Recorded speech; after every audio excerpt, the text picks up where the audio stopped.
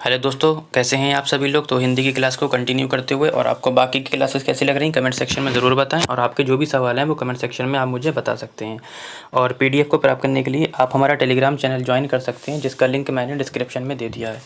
तो बिना देरी से हम शुरू करते हैं। कल हमारा गद्यांश हो गया था, तो आज हम पद्यांश से बनने वाले क्वेश्चन लेंगे और पद्यांश बताएंगे कि कैसे करा जाता है। देखो, इसको भी वैसे ही करा जाएगा। गद्यांश थोड़ा इजी होता है, उसमें सीधे सीधे हमें उत्तर मिल जाते हैं। लेकिन पद्यांश में थोड़ा घुमा फिरा कर दिया गया होता है, उसमें से हमें उसका मतलब निकालना पड़ता है। ठीक है, अच्छे से पढ़ना पड़ता है उसे। इसी तरीके से दिया गया होगा आपको, इसी तरीके से दिया गया होगा निर्देश, और 100 से 105 तक के आपको पद्यांश पढ़कर उत्तर देना होंगे। तो पहले आप क्या करें, जैसे मैंने बताया था, आप पहले क्वेश्चन पढ़ लेंगे। देखो, ये तो ग्रामर का ऐसे छोड़ दीजिए, ये भी छोड़ दीजिए, यहाँ से पढ़ लीजिए। कहता है, यहाँ पंचाली से क्या आशय है। 5 पत्तियों की पत्नी, पांचाल जाति के लोग, पांचाल देश की राजकुमारी, या 5 बेटों की माँ। ठीक। पिता को चाहिए था कि एक योद्धा, यहाँ किस योद्धा की बात हो रही है। ठीक है, द्रुपद की हो रही है, अश्वत्थामा की हो रही है, अर्जुन की हो रही है, या धृष्टद्युम्न की हो रही है। यज्ञ की अग्नि से क्या उत्पन्न हुआ था। ठीक है, इस तरीके से पहले आप क्वेश्चन पढ़ लीजिए। कुरु सभा में उपस्थित द्रौपदी के पतियों को क्या कहा जाता है। ठीक है, अगर आप इसे अच्छे से भी पढ़ लेंगे या नहीं, बिना पढ़े भी उत्तर दे सकते हैं। फिलहाल हम पढ़ लेते हैं, अब आंसर देख लेते हैं। कहता है, क्या परिचय दूं मैं अपना। यहाँ पे मिस्टेक हो गई है,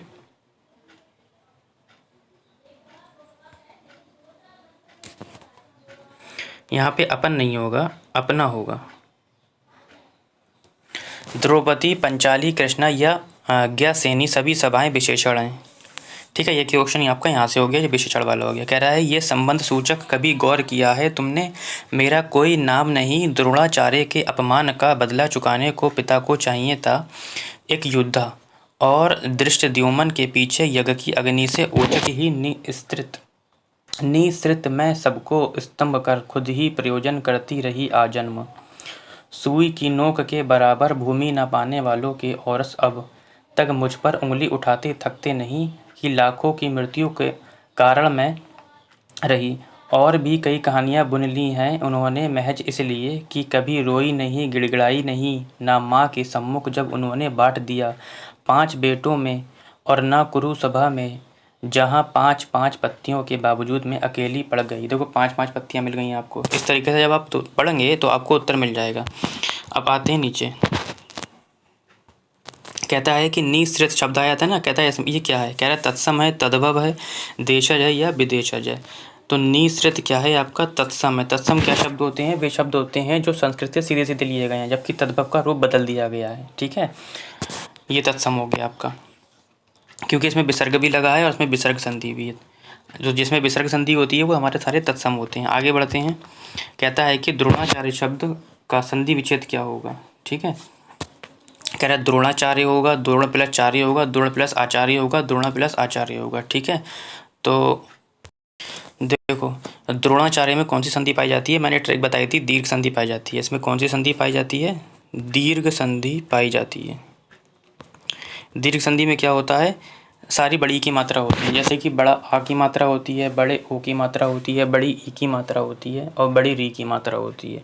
तो पहले और दूसरे वर्ड में देखो, पहले और दूसरे वर्ड में री दिख रही है, तो यहाँ से इसे हम तोड़ देंगे, द्रोण प्लस चार्य। क्या इसका उत्तर हो जाएगा हमारा, द्रोण प्लस चार्य। अब ये बना कैसे, ये समझ लीजिए।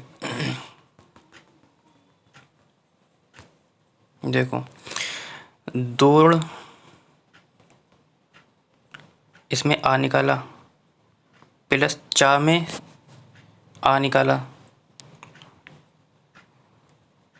और ये बन गया हलंत, प्लस या, तो आ और आ मिलके बन जाएगा बड़ा आ, तो द्रोणाचार्य बन जाएगा इस तरीके से आपका। ठीक है, आगे बढ़ते हैं क्वेश्चन नंबर 102 की ओर। कहता है कि यहाँ पंचाली से क्या आशय है।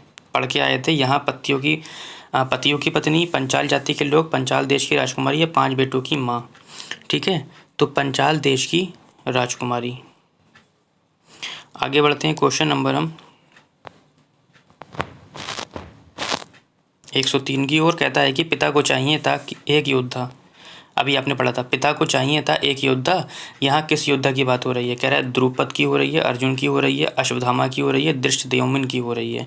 तो किसकी हो रही है? धृष्टद्युम्न की हो रही बात। ठीक है, आगे बढ़ते हैं क्वेश्चन नंबर 104 की ओर। कहता है कि यज्ञ की अग्नि से क्या उत्पन्न हुआ था? ठीक है, तो यज्ञ की अग्नि से धृष्टद्युम्न और द्रौपदी उत्पन्न हुई थी। ठीक है, अब ये हुआ कैसे था? द्रौपदी के पिता ने पुत्र के रूप में युद्ध की कामना करने के लिए यज्ञ किया था। द्रौपदी और उसका भाई धृष्टद्युम्न उसी यज्ञ से उत्पन्न हुए थे। ठीक है, आगे बढ़ते हैं क्वेश्चन नंबर हम 105 की ओर। कहता है कुरु सभा में उपस्थित द्रौपदी के पतियों को क्या कहा जाता है? ये सभी को पता है, आभीर, कुरु, पंचाल या पांडव। तो क्या कहा जाता है? पांडु या पांडव कहा जाता है। ठीक है, आगे बढ़ते हैं क्वेश्चन नंबर 106 की ओर। पेडागोजी से क्वेश्चन कहता है कि सभी बच्चे उन गतिविधियों द्वारा अभिप्रेरित होते हैं। किसके द्वारा होते हैं? कहता है जिनकी योजना वयस्क द्वारा बनाई जाती है, जिनकी योजना बच्चों द्वारा बनाई जाती है, जो बच्चों के लिए अर्थपूर्ण होती हैं या जो अध्यापक के लिए अर्थपूर्ण होती हैं। देखो, अध्यापक के लिए अर्थपूर्ण क्यों होंगी? बच्चों के लिए होना चाहिए ना अर्थपूर्ण, है ना। इससे कोई ताल्लुक नहीं है कि किसने बनाई है, वो बच्चों के लिए अर्थपूर्ण होना चाहिए। ठीक, आगे बढ़ते हैं क्वेश्चन नंबर 107 की ओर। और क्वेश्चन नंबर 107 कहता है हमारा, कहता है कि प्राथमिक स्तर पर किसी गतिविधि या किसी खेल के लिए अनुदेशन दिया जाना चाहिए। बिल्कुल, कहता है बच्चों की घर की भाषा या मातृभाषा में, द्वितीय भाषा या अंग्रेजी भाषा में, विद्यालय की भाषा या राज्य की भाषा में, या शिक्षक की भाषा या अनुदेशन की भाषा में। देखो, सबसे अच्छा ऑप्शन आप लोगों को पता ही होगा कि बच्चे की घर की भाषा या मातृभाषा में दिया जाना चाहिए। ऐसा क्यों दिया जाना चाहिए? देखो, इससे क्या होता है, मातृभाषा बच्चों की प्रथम भाषा होती है और बच्चे प्राथमिक स्तर पर अपनी मातृभाषा में आसानी से सीख लेते हैं या अभिव्यक्त करने में सक्षम होते हैं। तो मातृभाषा के माध्यम से ही वे दूसरों की बातों को अच्छी तरह से समझ सकते हैं, है ना। आगे बढ़ते हैं क्वेश्चन नंबर 108 की ओर। और कहता है कि निम्नलिखित कथनों के संदर्भ में कौन सा विकल्प सही नहीं है? ठीक है, कहता है कविता, गीत एवं मंत्र वे तरीके हैं जिससे बच्चे क्या होता है? शब्द एवं वाक्य संरचना रटते हैं। देखो, रट्टा मानना तो वैसे ही शब्द गलत है। उच्चारण का अभ्यास करते हैं, विषय वस्तु के माध्यम से व्याकरण सीखते हैं, या शब्द संपदा बढ़ाते हैं। तो सीखते क्या हैं? देखो, वो सीखते हैं विषय वस्तु के माध्यम से व्याकरण सीखते हैं। ठीक है, कविता, गीत एवं मंत्र वे तरीके होते हैं जिनसे बच्चे शब्द एवं वाक्य संरचना रटते हैं, उच्चारण का अभ्यास करते हैं और वे शब्द संपदा बढ़ाते हैं। ठीक है, यानी कि ये सब तो ठीक है। हमसे नहीं पूछा था, देखो मैंने नहीं, भूल गया, मुझसे भी कन्फ्यूज़न हो गया। तो आप लोग भी ध्यान रखें कि ऑप्शन में क्या बोला है, क्योंकि ऐसा होता है कि सीटेट के ऑप्शन सारे सही होते हैं, है ना, उसमें से एक निकालना पड़ता है। अब मैंने नहीं देखा ही नहीं, मैंने एक ऑप्शन ढूंढ लिया। ठीक है, तो ये गलती मुझसे भी हो सकती है, आपसे भी हो सकती है। तो आप पहले नहीं पे सर्किल कर लेंगे। आगे बढ़ते हैं क्वेश्चन नंबर 109 की ओर। और क्वेश्चन नंबर 109 कहता है हमारा कि शिक्षक बच्चों का आकलन करता है। ठीक है, कैसे करता है ये बताना है। कहता है कि ये ज्ञात करने के लिए कि कक्षा में कौन भाषा का श्रेष्ठतम उपयोग करते हैं। ठीक है, कहता है कि ये पता लगाने के लिए कि बच्चों की सीखने में कहाँ कमी रह गई है। यह कहता है कि बच्चों को उनके आगे के अधिगम के लिए सहायता प्रदान करने हेतु योजना बनाने के लिए। यह कहता है कि बच्चे की उसके सहपाठी से तुलना करने के लिए। देखो, दो बच्चों के बीच में तुलना नहीं करना है, ये मैंने आपको पहले भी बताया था। तो करना क्या है? करना है हमें कि बच्चों को उनके आगे के अधिगम के लिए सहायता प्रदान करने हेतु योजना बनाने के लिए आकलन करना चाहिए। ठीक है, आगे बढ़ते हैं। आज के सेशन का लास्ट क्वेश्चन कहता है कि द्विभाषी बच्चे या दो भाषा जानने वाले बच्चे किसी से बात करते समय प्रायः एक भाषा के शब्दों का प्रयोग करते हैं, क्या कहलाता है? देखो, द्विभाषी बच्चे या दो भाषा जानने वाले बच्चे किसी से बात करते समय प्रायः एक भाषा के शब्दों का प्रयोग करते हैं, जो संकेत बदलना कहलाता है। यह प्रदर्शित करता है कि बच्चे ने दोनों भाषाओं के बीच संतुलन स्थापित कर दिया है और वे उस भाषा के शब्दों का प्रयोग बात करते समय करता है जिस भाषा में वक्ता उससे बात कर रहा है। ठीक है, तो यानी कि ऑप्शन हो जाएगा आपका संकेत बदलना। ठीक है, तो आज के लिए इतना ही।